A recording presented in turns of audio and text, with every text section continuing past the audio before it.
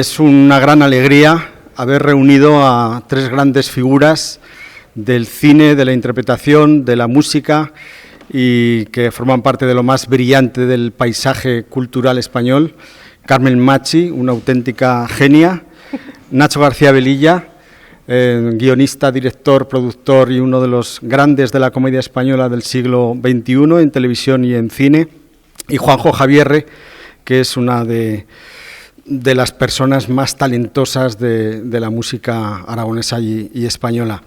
Lo que le reúne es una película, Mañana es hoy, que se ha estrenado en Amazon Prime Video el 4 de diciembre y que ya os adelanto que está arrasando en todo el mundo, que es impresionante la acogida de la que está disfrutando, y es una experiencia que en este ciclo de la Buena Estrella es la primera vez que hablamos alrededor de una película estrenada originalmente en plataformas, porque siempre lo hacemos con películas que se estrenan en salas, y bueno, pues me parece también que es una maravillosa película para también abrir el ciclo a este tipo de propuestas. La comedia es profundamente entretenida, es una maravilla.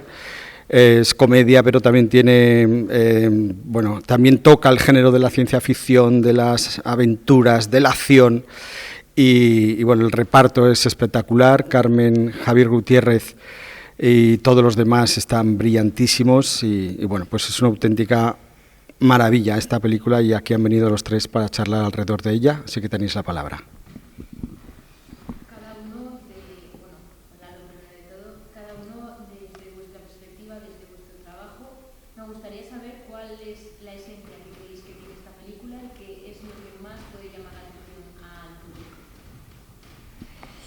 Bueno, pues yo lo prefiero verlo como espectadora, porque como actriz es muy distinto. Cuando estás trabajando desde dentro, te estás dejando también mucho llevar por la mirada del director, por lo que quiere, y realmente el concepto de todo en general no lo tienes, porque el montaje es el que cuenta la película, el montaje final, ¿no? Yo como espectadora, sí, lo que siento, a mí es una película que sí, me puedo reír realmente. Puedo reír y me río, pero realmente me da una pena horrible. O sea, me da mucha pena la situación. No sé si es que luego la señora de la película lleva mi cara y entonces digo, uy, hablando de ese personaje, me conmueve muchísimo. La volví a ver antes de ayer porque la vi con mis padres, que son muy mayorcitos, y se lo pasaron súper bien. Decían que era una película muy bonita. Es la palabra. Entonces me pareció mucho lo de muy bonita. Sobre todo este antes y este ahora, este pasado y este futuro, este jaleo, este batiburrillo monumental en el que se encuentra esta familia, es increíble. Llega un momento que como espectador, el que no te plantees que es una película, me parece fascinante, y ocurre. O sea, creo que tú lo estás viendo y te llegas a creer. No sé qué me decía el otro día, hay una cosa muy rara, porque claro, ¿cómo vas a sacar del móvil? Esto no puede ser, digo, sí, ¿te has creído que han viajado en el tiempo? O sea, no. Dice, pues sí. No sé, yo lo llegué a creer porque en el fondo yo creo que hay muchos viajes en el tiempo que hace uno en la vida, ¿no? O cómo imagina la nostalgia del pasado, la ambición con el futuro, lo que quiero ser, que no seré. En fin, yo creo que cuenta muchísimas cosas, pero creo que efectivamente, como decía Luis, al reunir distintos géneros, al espectador le hace pasar por distintos géneros, por distintas emociones. Te diviertes, te entretienes, también reflexionas, empatizas mucho con los personajes, cada uno sabrá con quién más, con quién menos, y te produce, y la nostalgia está ahí, que la nostalgia es una cosa que coge un poco el estómago a veces. Entonces yo creo que es una película que cuenta muchas cosas, y cada vez me van diciendo más gente por la calle, te subes a un taxi y te está contando qué bien está la película, qué bonita es. Entonces reafirmo que mis padres son muy mayores, pero son muy listos, y sí, es una película bonita, y eso encierra muchas cosas. Entonces, desde mi punto de vista, trabajándolo es otra cosa, porque es otra cosa lo que haces. Pero como espectador creo que es una película que consigue los objetivos que ahora explicará Nacho García Velilla, los que realmente creo que eran en su cabeza. No, tampoco difiero mucho, ¿no? No, probablemente no lo sé. No, pero la meta que teníamos desde la escritura de guión era una meta que es muy, muy difícilmente alcanzable, que era emocionar a través del humor. Yo en mis películas siempre intento que la gente se ría, pero si no está el lado emotivo presente, como me parece que no he conseguido algo, ¿no? Y en esta película sí que, desde que hablé con ella, con Carmen, con todo el casting, desde la primera línea que escribí con los guionistas, queríamos emocionar a través del humor. Porque muchas veces parece que el humor no emociona, y para mí es todo lo contrario. Yo creo que el humor tiene detrás una carga emocional bastante gorda, ¿no? Y tuve la suerte de tener unos compañeros, pues bueno, como los que también flanqueado estoy aquí, que entendieron ese mensaje, ¿no? Y yo, a mí como definición, la película creo que es entretenimiento puro. Es lo que yo mamé desde mi adolescencia. Lo que yo consideraba entretenimiento para mí no se difería de lo que era el humor, la emoción y la intensidad. Ahora parece que estamos como intentando clasificar las cosas. Yo aquí quería que que fuera inclasificable, ¿no? Que tuviera una serie de condimentos, que era lo que yo había vivido como espectador a través de mi vida y que quería que estuviera en la película. Y creo que tanto ellos como el resto del equipo que he tenido entendió lo que buscábamos. Pues bueno, yo creo, por ahondar en otros temas más intensos, ¿eh? Sí, pues sí, creo que voy a ser más intenso. Es que yo creo que es una película que se centra mucho en la familia, que es algo que todos tenemos. Entonces, pero claro, esto es muy curioso porque empatizas. Yo tengo hijos de la edad de los chavales, entonces empatizo con los padres. No soy exactamente igual que el padre Gaspar. No, pero bueno, yo creo que no. Pero por otra parte es muy gracioso porque la chica tiene la edad, o sea, mi hermana tenía esa edad, exactamente, que lo calculé. Tenía 18 años en el 91 mi hermana. Entonces dices, empatizas por un lado con los padres y empatizas con los hijos. Y entonces a nivel emocional, y claro, la música se mueve siempre en términos emocionales. Esta película me ha llegado mucho más que otras porque empatizaba con todo el mundo ahí. Empatizaba con los hijos, con los padres, porque como habla de viajes en el tiempo, entonces bueno, ha sido una situación muy curiosa, ¿no? Con que, bueno, yo creo que, sobre todo, yo, si tuviera que decir ya habéis dicho que es una película bonita, pero es una película familiar y sobre la familia. Yo también primero quería darte la enhorabuena por esta película, porque me parece increíble. A Carmen también por esa habilidad que yo creo que nos enamora a todos. También gracias por el guiño a la hoja, que también ver una serie y que no me da curiosidad, ¿no? Y que te quería preguntar cómo ha sido el proceso ese de buscar cosas, ¿no?, más antiguas de cara hacia el 1991 que se centra la película, y a Carmen, ¿cómo ha sido volver a ese pasado? Para mí la búsqueda fue muy interesante porque yo los finales de los 80 y el principio de los 90, que es donde está la película centrada, es mi adolescencia y mi explosión como juventud. O sea, yo me lo pasé muy bien y tenía una imagen como muy idealizada, ¿no? Luego cuando te pones a documentarte de cómo vestíamos, de cómo éramos y tal, éramos un poco cutres. Yo pensaba que era el tío más cool de la existencia, vivía en Londres, era un tío como muy... Y de pronto cuando nos vimos dije, hostias, ¿cómo reflejamos esto, ¿no? Porque hay que reflejar una realidad, pero luego también con el trabajo de arte, de música, de fotografía, digamos, hacemos lo que realmente éramos o damos una imagen un poco más cool, ¿no? Y eso sí que hay un poco decimos, vamos a ser realistas, pero dando un poco toques diferentes. Y luego hay un trabajo que yo creo que es muy interesante y que agradezco mucho, tanto de fotografía, Ángela Moros, como de arte de Javier Gutiérrez, de que en todas las películas que tratan dos líneas temporales, las soluciones las hacen como en un trabajo de postproducción con filtros, con tal, donde las dos líneas temporales se ven como tratado los dos tiempos, ¿no? Nosotros decidimos intentar no hacerlo de esa forma, intentar que los 90 tuvieran una gama cromática y los 2022 tuvieran una gama cromática invertida. Entonces, de pronto, los 90 lo ves con un tono ocre, con unos puntos azules, y el 2022 lo ves con unos toques, con unas gamas azules con tonos ocres, que probablemente el espectador no se da cuenta, y eso es lo que queríamos, pero sabe que está en líneas temporales diferentes, ¿no? Entonces, ¿cómo lo hicimos? Pues partir de una realidad que probablemente estaba más idealizada en mi cabeza de lo que en realidad era, y luego intentar darle un toque más moderno de lo que fuera. y probablemente hacer una cosa más vintage en los 91 y una cosa más ultramoderna en el 2022. Y Carmen. Pues creo que me has preguntado cómo fue volver al pasado. Y como un pilar, ¿no?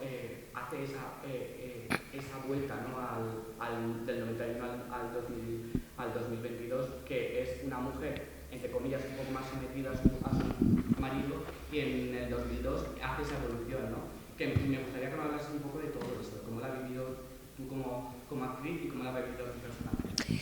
Yo lo que pasa es que me identifico más en mí, yo era Carla, o sea, que era mi hija, porque yo era muy parecida, no físicamente, pero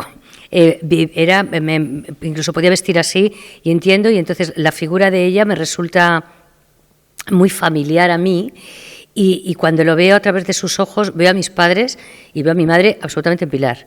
Y de hecho mi padre, mira, vuelvo a ellos porque me hizo mucha gracia, porque mi padre se partía de risa con Javi cuando decía indocumentado, porque mi padre lo decía.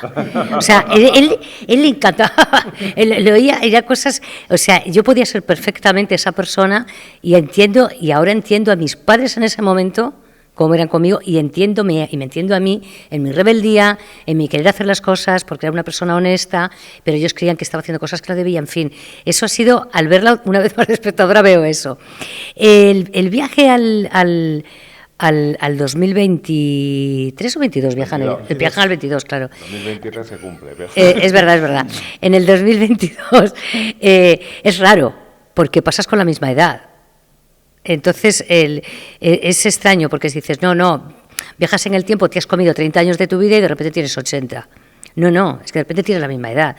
El shock es infinito de esa mujer, pero sí que tiene capacidad para adaptarse a lo que viene, y es la misma mujer que antes, con un dolor añadido y con una necesidad de sobrevivir a todo eso y un duelo tremendo que vive, y con la esperanza. Ella sabe que no tiene la esperanza de su marido, cree que puede solucionar. No, ella tiene que adaptarse a la situación que hay. Creo que lo hace maravillosamente bien, muy de las mujeres de la época, que eran mujeres que cargaban con todo a sus espaldas y que eran capaces de sacar a la familia, si bien se han quedado solas, o bien porque el marido podía ser que se quedaran paro y sacaban adelante, o no, o todo funcionaba, pero quienes eran las mujeres de armas tomar, las que salían con la cabeza para adelante, son esa generación increíble, y es justo esa generación. Y entonces me pega todo que ella, porque lo hubiera hecho con 80. Ella con 80 se hubiera levantado y decir, bueno, ya está bien, vamos a ponernos las pilas, que aquí hay que seguir viviendo, y hay que adaptarse, y tú dejas de hacer el tonto, y tú ponte a estudiar, y tú, pues una madre, como Dios manda. Que tiene que ser Pilar. Pilar es un personaje precioso. Y creo que y yo creo que el reto tenía que ser que fuera la misma mujer, pero dolorida, y de pronto los problemas que tenía antes de irse, antes de que pasara todo, los problemas eran que nunca se había ido de vacaciones, y ahora mira el problema que tiene en la actualidad, en el 22, es un problema que no es un problema, es una pena enorme, ¿no? Entonces es muy interesante. Ella a mí me cae muy bien Pilar, me gusta. Yo quería espera, Santiago, tenía pedido la mano antes.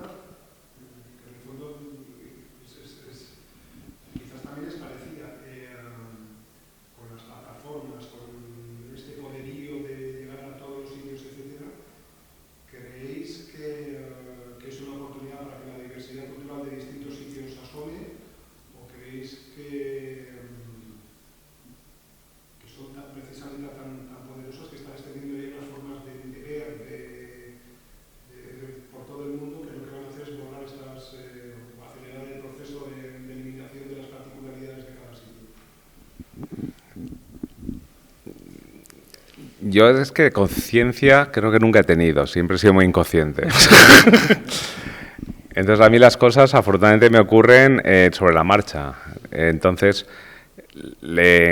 a mí había una cosa que me decían cuando empecé a hacer comedia, era que la comedia no viajaba. Y de pronto yo le hice una comedia para un estudio de Hollywood que le entró entre las 20 primeras películas de lengua extranjera más vistas de la historia de Estados Unidos, donde solo había películas oscarizadas extranjeras, y era la primera comedia que entraba entre esas 20, ¿no? Y entonces, de forma consciente y inconsciente, me ocurrió una cosa que yo no estaba buscando, ¿no? El ejemplo de Mañana es Hoy es un ejemplo también que a mí, desde la conciencia o desde la racionalidad que me dicen desde la industria, pues la comedia probablemente no hubiera sido el primer vehículo que Amazon hubiera buscado para hacer su primera película original en España. Y sin embargo la eligieron para que fuera la primera, y resulta que el lunes nos levantamos con que es un fenómeno. Que es un fenómeno que le multiplica por mucho sus datos de su estreno, ¿no? Entonces dices, no soy consciente de por qué lo hacemos ni cómo lo hacemos. Yo no busco una fórmula, yo busco hacer historias un poquito que realmente emocionen a través del humor, pero sin... Y lo que me gusta es que esa inconsciencia pues le está dando unos frutos que yo no esperaba, ¿no? Pero que me pasó cuando creamos Siete Vidas. Siete Vidas, nosotros de pronto hicimos un poco una sitcom con unas claves españolas y de pronto hicimos 9 o 10 temporadas, no lo sé ya, no me acuerdo. Pero lo bueno de esto es que tú vas buscando historias que te emocionen, sin pretender o sin buscar cosas, y te lo vas encontrando. Y respecto a cómo las plataformas pueden o no cambiar, era una cosa que realmente quería experimentar, porque yo estaba acostumbrado a estrenos en salas, que la respuesta es como muy inmediata y tiene los datos inmediatos, y no sabía el alcance de las plataformas. Con esa experiencia que tenemos realmente estoy bastante sorprendido, porque yo ya empecé a intuir, hablaba con Carmen cuando hicimos presentaciones en Valencia, en Barcelona, de que de pronto, después del estreno, yo cuando hacía un estreno que era un éxito masivo como Villaviciosa o como Perdiendo el Norte, sí que recibías un feedback inmediato, pero no era tan apabullante como el que estoy recibiendo con Mañana es Hoy, con lo cual intuía que realmente estaba llegando a mucha gente.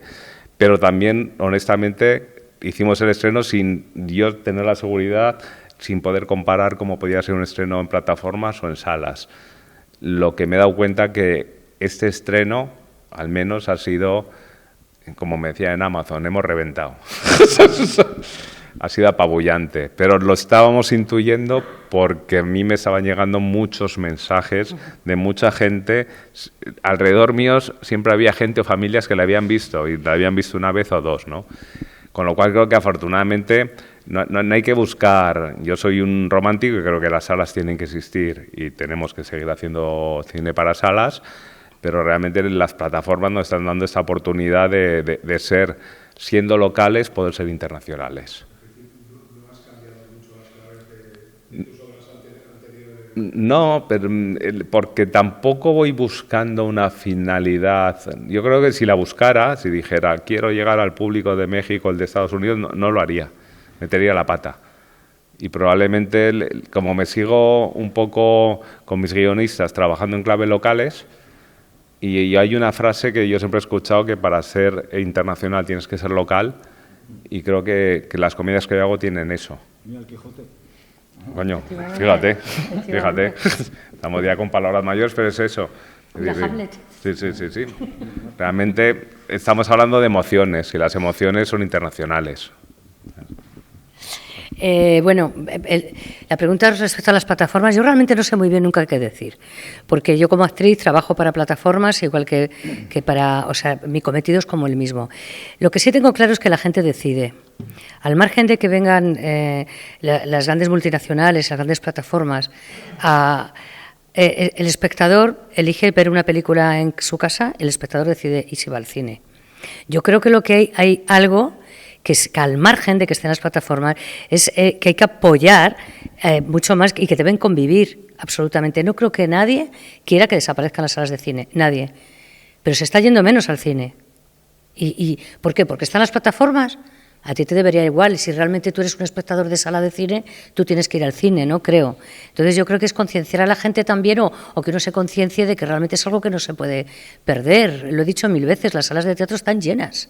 Y hay crisis y pasa de todo y se puede ver por streaming obras de teatro. Pues no, pues la gente va al teatro, porque quieres el vivo. Entonces no creo que una cosa tenga que sustituir a la otra. Creo que deberían convivir y pueden convivir. Es cierto que cada vez hay más proyectos que se pueden hacer más rápidamente o mucho mejor armados, porque también hay otro tipo de financiación, a través de una plataforma, y yo entiendo que se hagan y se disfrutan y se hacen, pero el espectador es el que también tiene que decidir dónde va. Entonces yo creo que a veces, más allá de lo que nosotros podamos opinar al respecto, se le debería preguntar a la gente por la calle y hacer al público una encuesta. Y yo lo digo aparte, porque lo demás ya está todo dicho, ya sabemos lo que pensamos en el fondo en este tema. Pero no le preguntamos normalmente a la gente por la calle: ¿tú qué opinas? ¿Tú qué opinas de las plataformas o tú qué opinas? Pues seguramente el 90% dirá: pues yo es que tengo Netflix, Amazon, HBO, Apple, tienen todo. Y al cine ya no voy. O todo lo contrario, dicen, no, yo tengo todo esto, pero sigo yendo a una sala de cine. No sé, yo creo que esta pregunta hay que empezar a hacérsela al público. Y luego, perdona, hay una cosa que se me ha olvidado cuando... La forma de trabajar, yo honestamente... Mañana Soy no es una producción de Amazon España, es una producción de Amazon Estados Unidos. A mí me llamaron de Estados Unidos para hacer la primera película original en España, y no había equipo de Amazon original en España. Y yo lo único que puedo decir que yo hace años que no he trabajado con tanta libertad. Mañana Soy es lo que yo quería hacer, tanto a nivel de casting, como a nivel de guión, como a nivel de música. Y creativamente no puedo decir nada malo, sino que me han dado una libertad con la que no trabajaba hace muchos años. O sea que creativamente, bienvenida a las plataformas. Luego... Sí, evidentemente lo que están trayendo es mucho trabajo a la profesión, y eso es buenísimo. Y cierta dosis de libertad, sí, porque cuando tú puedes elegir tienes una libertad de qué hacer. Y mayor inversión, pero sí que interpreto en tu pregunta que piensas que se puede homogeneizar la cultura, que todos consumamos lo mismo. Sí. Es que yo creo que... Claro.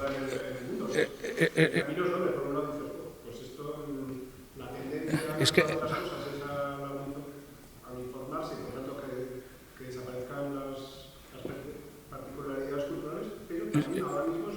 es que eso iba yo. Claro, tú sales a la calle y vas a ver las mismas tiendas aquí que en una ciudad de, yo que sé, de Italia o de incluso de Alemania. Entonces se pierde la tienda del mercado, ¿de acuerdo?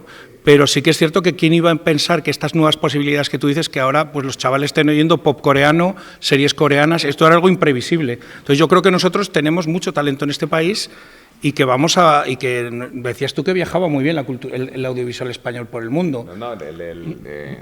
Yo los datos que me daban el otro día de una plataforma y de una de las grandes cadenas de España era que si el anglosajón, el audiovisual anglosajón viaja a un 100%, el español está en un 90%, que solo 10 puntos por debajo, mientras el francés, no sé qué tal, está como al 50%.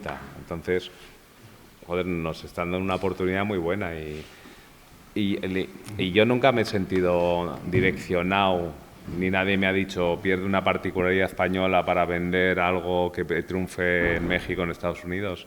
Todo lo contrario, yo lo que he experimentado es una libertad tremenda a la hora de expresarnos. Bueno, yo quería preguntaros, Carmen Machi y a García Villa, que si podemos encajar el binomio Carmen Machi y Javier Gutiérrez como los nuevos sucesores de José López Vázquez y Gracita Morales, de la comedia de los 60. Bueno, aquí hay un guiño, ¿no? No es que los nuevos, hay que salvar distancias porque estás hablando de dos iconos gigantescos, ¿no? Pero gigantescos, que envejecen súper bien y bueno, yo creo que Nacho quiso homenajear y que yo le decía, pero de verdad me vas a hacer que hable así de repente, porque me parecía que era algo, o se hacía medianamente, sí, se hacía a tope o podía ser una mamarracha, y sí, porque eso tiene... Pero bueno, no creo que seamos los sucesores.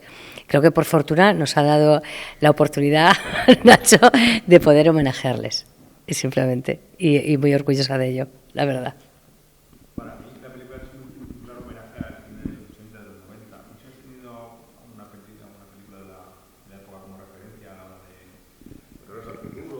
Sí, sí, sí, sí, sí.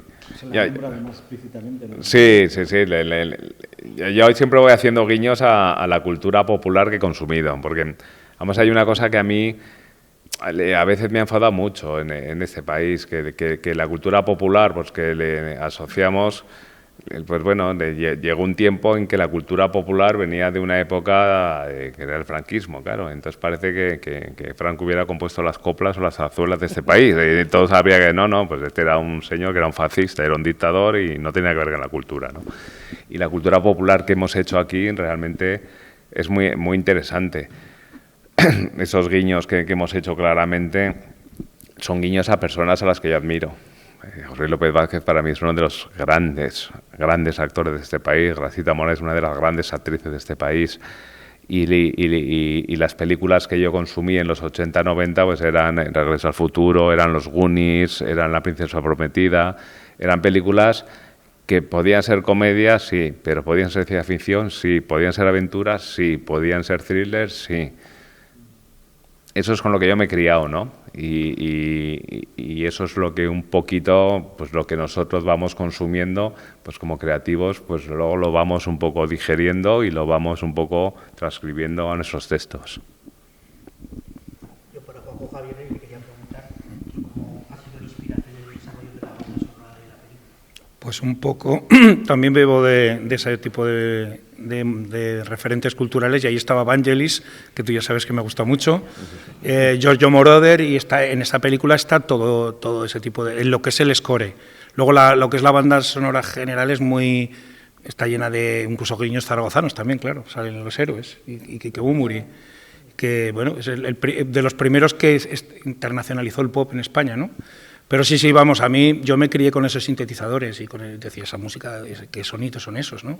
Para mí eso era el futuro. Vangelis, claro, sí que suena mucho a Vangelis, ya lo sabes que estuviste en la charla. Y sí, básicamente, y también John Landis, que hace la música de sus propias películas. Lo que pasa es que en género comedia no es tan habitual, más en aventuras este tipo de sonoridades y en ciencia ficción. Entonces el reto era llevarlo a la comedia, porque además Nacho es muy exigente. y el código es muy difícil de... Ya ha llegado la coletilla. ¿Es verdad o no es verdad?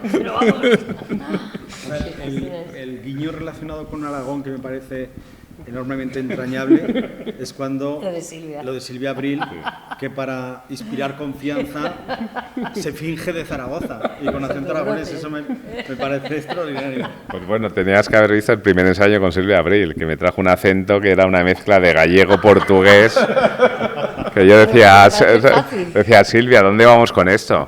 Me decía, es que no me entero, habla tú en aragonés. Y le decía, que yo no tengo un acento muy característico. Yo llevo 20 años fuera de Zaragoza y tengo mi acento, pero yo no te fíes de mí. Y yo intenté hacer lo que hago siempre, que es hacer una imitación mala cuando le digo a los actores, no, deberías hacerlo así. Y yo le digo, como lo hagas así... Claro. Y ya luego cuando me di cuenta le digo, no lo hagas así. Y lo bueno es que Silvia fue encontrando ese camino de ese acento imperfecto maño, que a mí me hizo mucha gracia. A mí me hizo mucha gracia. Me invitado a cenar con mis tías. A mí me hacía gracia como decía, habla tú, Nacho. Y yo decía, y decía la misma frase de la película. Yo decía, hostia, yo no tengo acento maño. Hay que hacerlo e interpretarlo, querido. Claro. No solamente es poner el acento, ¿no? Que es Claro. lo que hace maravillosamente bien Silvia. No, pero yo estos guiños un poco a la tierra me gustan. Y además me gusta que en el primer pase de Madrid, cuando llegó esa escena... Sí, qué risa. Era toda la sala, pero con unas risas tremendas. No tiene nada que ver con la película, pero me acuerdo que Carmen, aquí en un bar en Zaragoza, hizo también un homenaje estupendo porque dice, me voy al cuarto de Maño. ¿En serio? Mira, ¿ves? Habéis hecho 4 películas juntos, si no me equivoco, más luego Aida, más 7 vidas. Yo quería saber, Carmen, qué te da Nacho y Nacho qué te da Carmen. Pues me da trabajo. No, bueno, pues esto ha sido cosas de la vida que pues Nacho forma parte de mi vida. No lo sabía que iba a ser así, pero se ha ido sucediendo en el tiempo. Nos encontramos por primera vez cuando él era creador de 7 vidas, estaba en 7 vidas y yo fui un rato allá a pasar un rato. Me llamaron para hacer un personaje episódico. Coincidió también que él dijo, voy a dirigir capítulos, y era el primero que dirigiera, todo como curioso, que el destino luego hiciera que, gracias a su cabezonería maña, que también hay que decirlo, por fortuna, él se empeñó en sacar adelante un proyecto que se llamó Aida, que era un spin-off de 7 vidas, con lo cual él ya, sin haberme dicho a mí nada, sin habérmelo consultado, él ya había pensado que continuara más a su lado, ¿no? Y pues imagínate lo que fue Aida en mi vida. Pues es una cosa muy, muy, muy potente, muy importante y muy gorda. Y a partir de ahí, pues seguimos mucho tiempo trabajando juntos. Luego empezó a hacer cine. Y cuando vio la oportunidad o consideró, pues me llamó. Es que, bueno, te estoy resumiendo un poco porque no sé bien qué decirte. Decirte lo que significa, pues para mí importante. Lo que pasa es que yo lo vivo con mucha naturalidad ya. O sea, es así. E incluso yo recuerdo, por ejemplo, Perdiendo el Norte y el Este, pues era una cuestión de hacer un cameo, porque era como ya a mí se me hace raro que haga una... Y no me ha llamado para la de los calvos. No sé, que no se lo perdono. Tenía que hacer un desaguisado ahí que no... Pero él sabe que siempre puede contar conmigo, siempre estaré, aunque sea para llevar el café en un rodaje suyo y a lo que sea, porque sí, porque le quiero mucho y porque forma parte de mi vida. Así es. A mí tampoco me llamó para la de los calvos, mira que lo Tú sí que lo tenías Pero es que fácil. estabais en extremos contrarios, ¿no? Yo buscaba algo intermedio. Bueno, yo con Carmen, yo siempre digo, yo era un guionista, un coordinador de guiones de 7 vidas, que habíamos creado la serie, y me atreví a dirigir justo afortunadamente cuando Carmen vino a hacer el papel de Aida, ¿no? Yo era un director muy malo y muy novel y que quería que todos dijeran las palabras que yo escribía exactamente, si no me cabreaba con todo el mundo. Así es. Y de pronto vino esta señora a hacer un episódico que teníamos, que era la señora limpieza de Amparo Baró, y yo era el coordinador de guiones que ocasionalmente iba a empezar a dirigir, y yo tuve un flechazo artístico, que luego ha sido un flechazo personal con ella, de ver un torrente de talento que nada más terminar de dirigir ese capítulo, llegué a la sala de guionistas y le dije, vamos a cambiar los 7 primeros siguientes capítulos porque el personaje de Aida tiene que ser un fijo de esta serie, ¿no? Sí. Y eso fue un poco lo que ya nos cambió el rumbo. Sí. Y a partir de ahí, pues bueno, tengo la suerte de contar con la amistad y con la complicidad de lo que para mí es la mejor actriz de este país. Y entonces, teniendo esa complicidad, por mí, siempre que puedo y tengo la oportunidad, pues está en mis proyectos.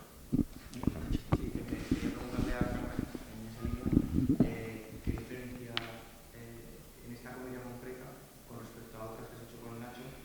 ¿Cuáles han sido las diferencias a la hora de trabajar en esta? Pues fíjate, quizá cambia un poco, la película tiene como un plus de cosas, pero te puedo decir que para mí el código es el mismo, porque Nacho siempre ha querido y disfruta mucho, porque disfruta mucho de lo que hace cuando sale bien, si no se cabrea muchísimo.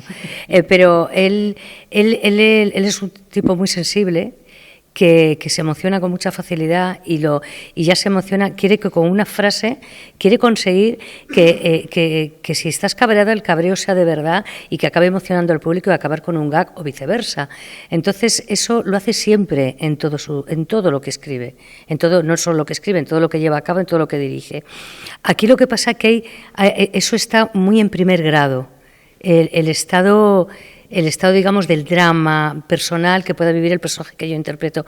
Pero, sin embargo, es un código que yo con él he practicado siempre. Porque en la misma Aida era una mujer que vivía un drama tremendo y estaba por el vehículo de la comedia. Pero había momentos y frases concretas que emocionaban y que tenían que emocionar, y luego de repente saltaba por peteneras lo que fuera, ella u otro personaje, para que rompiera ese clima. Entonces, es algo que es lo que hace que la gente no sabe qué es lo que es diferente en las películas de Nacho, en las comedias. Cuando yo digo es diferente, es eso. O sea, es muy raro que él haga gag encadenados o frases o que te estés riendo todo el rato. Hay un momento que te deja seco. Y eso es su manera de trabajar, y quiere actores que podamos hacer eso o que entendamos que eso lo quiere contar así, para que luego explote una carcajada, y si puede caer una lágrima, pues estupendo. Entonces él juega con la lágrima y el llanto, con la lágrima y la risa, y necesita que lo hagas. Y yo creo que Mañana es Hoy está, como te decía, muy en primera capa, está un drama y luego... es verdad que la película es puro entretenimiento, pero es precisamente por eso, porque pasa por muchos estados emocionales y creo que en eso le gana la batalla, en esas cosas, al resto de sus películas, pero en eso, en que creo que ha ahondado más en eso, ha cambiado, no tiene el perfil tanto de sitcom como podría ser, ha cambiado también bastante, ¿no? Es otra manera de estar tiradas las líneas e incluso puedo decir que fíjate si es diferente, que podías decir algo que no venía en el guión, cosa que eso es muy raro, porque en el fondo eso ya es raro, pero porque es verdad que por lo que yo admiro, valoro y ha sido importantísimo en mi vida es porque él es muy estricto con eso y yo considero que hay que serlo, que ser muy estricto con lo que está escrito y hacer posible lo que está escrito y no adornarlo con algo que a ti te venga bien. Entonces eso lo he aprendido muchísimo con él trabajando. Y aquí había veces que yo me he atrevido en varias ocasiones, digo, Nacho, ¿lo puedo variar un poco tal y cual? Venga, va, sí, venga, vamos a intentar. Porque en el fondo también era una escritura y un guión que él se ha peleado mucho o que lo ha querido mucho, lo ha mimado mucho y siempre estaba insatisfecho hasta que consiguió que estaba satisfecho, pero creo que dejaba un poco el hueco a, ostras, ¿y cabrá esto? Podremos hacer, pero muy poco, tampoco te digo que fuera o sea, muy poco. Ha habido muchas cosas. Pero ha pasado algo así, ¿no? Y eso lo ha hecho un poco diferente. Bueno, pues hemos llegado ya al término de esta estupenda rueda de prensa, de este encuentro con Carmen Machi, Nacho García Velilla, Juanjo Javierre. Enhorabuena por vuestro trabajo y a vosotros también muchísimas gracias. Mañana ya sabéis que tenemos una nueva sesión con otra gran zaragozana, Isabel Peña y Rodrigo Sorogoyen, que vienen a hablar de las asbestas. Qué bien.